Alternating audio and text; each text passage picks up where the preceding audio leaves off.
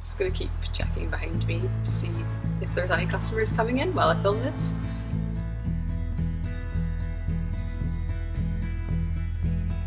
So Speciality Coffee uses high-grade beans which are tested by experts and which make up about 3% of the total world's coffee. People who make specialty coffee take brewing to the next level and apply a scientific precision to making it.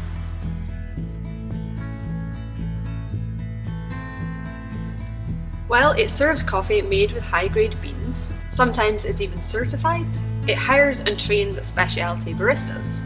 And they may or may not roast their own beans. Specialty coffee shops tend to be fewer and further between than things like Starbucks and Costa, and because the high-grade beans cost so much more, they tend to have narrower profit margins. So they don't tend to make as much money as less quality coffee shops. Because their costs are much higher, so the beans are more expensive, they have to train staff more, but they can't really sell coffees for much more than your average place because people are only going to pay so much for a latte. I think actually I'm going to have one. See how it's tasting.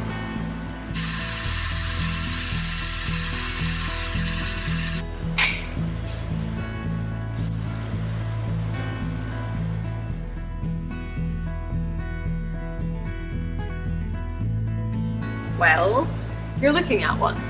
Basically, specialty baristas are just big coffee nerds. We take brewing really seriously.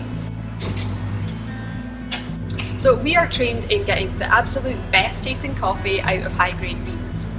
You know how you get regular old chefs and then you get Michelin stars and things like that? That's kind of the equivalent, except for coffee. Specialty baristas might have a certification, but a lot of us don't. We might compete in barista championships and competitions, but a lot of us don't.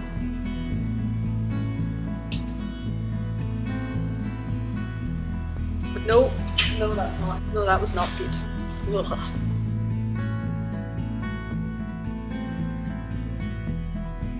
Well, you have things like the UKBCs, so that is the UK Barista Championships, and it's basically like the equivalent of the Great British Bake Off, except for coffee. So people get to make 4 different drinks for 4 different judges, and they get to create a speciality sort of signature drink, which can be any recipe they're choosing. They can use other ingredients other than coffee and get to be a bit creative about it. Basically, they compete, judges decide which coffee tastes the best.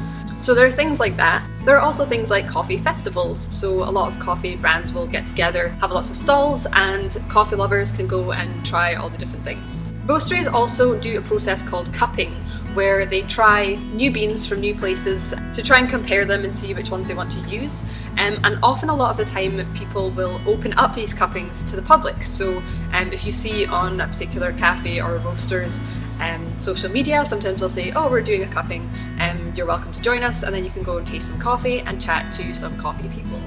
And then of course there's all the online side of things. So specialty coffee is kind of a big thing on Instagram. Check out the hashtags and stuff like that. There's lots of blogs, there's lots of people speaking about it online because it is its own kind of subculture, I suppose.